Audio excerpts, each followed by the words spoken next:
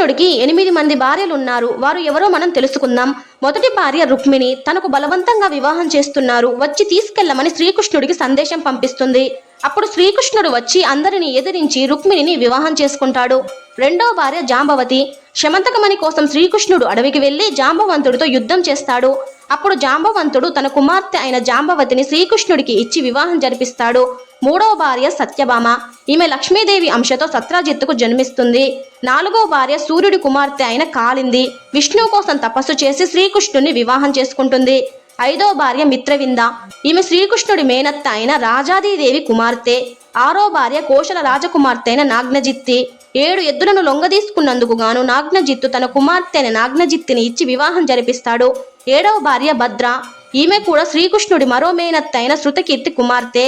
8వ భార్య మద్ర రాకుమార్తె అయిన లక్ష్మణ. వీరు శ్రీకృష్ణుడి యొక్క అష్టభార్యలు.